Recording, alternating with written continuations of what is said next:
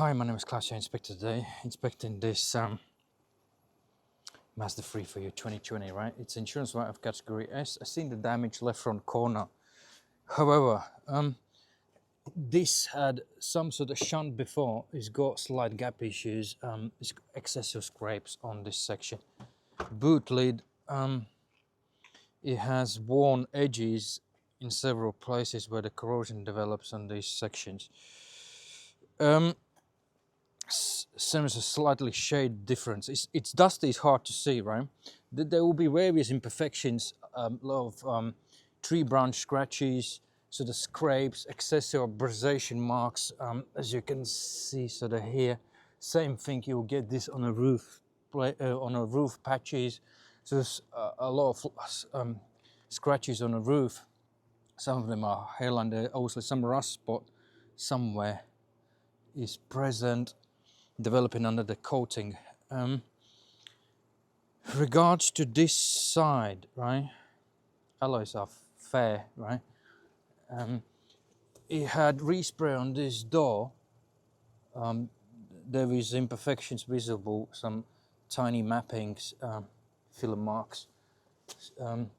This wing has resprayed, replaced, repaired with filler marks, as you can see here, visible, run as this corner has around 400 microns filler used. Gaps, there are gap issues. Also bumper is not sitting properly. That side is kind of up and it's kind of moved that way, right? So it's not perfect. Regards to the leg, I can't find any damages on the leg as much as I can see, because you have to then strip down whole sort of front and all the arches. The lines between the axles are sensibly equal. This one is slightly out because it needs pushed this way, so it's sitting down. Obviously respray marks on a bumper visible. These grills, right, they're still closed, even the open temperature is reached. They should be open now. So basically you have a gap issues at the front, right? Abrasion marks, scrape paint off. You still got obviously scratches here on this side. The coating, it's got a bit of orange peel, but I guess that's how all vehicle is. On when you look at it, it seems like it had some respray, but it's not. Interior, it's got fair wear and tear marks, some stretches on the leather visible. However, everything is in line with what aftermarket, non-standard repairs would be, right? It's got excellent brakes, all tires advisory. I would recommend redo the tracking because I think they've been swapped from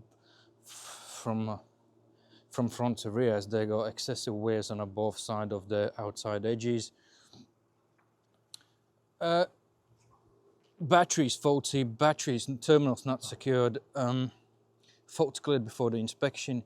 There's a pending fault on engine management system. I will have a look what it is. As you can see now, you can see clearly now when the sun shines, the shade is completely different on the rear bumper, you know. So there's a shade difference as well, obviously, on the front bumper between the body panels. As it's super dusty, I can't understand what's going on this side. I think there is even shade difference between that door and that panel on a wing, right? So this is the insurance right of standard you sort of get, right?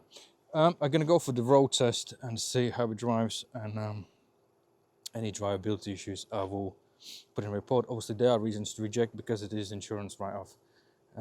Thanks for using us. Obviously there's also oil below minimum too on this car, even it's said the service been done recently, so that is not in line with what's said and what's inside the car. Thanks for using us.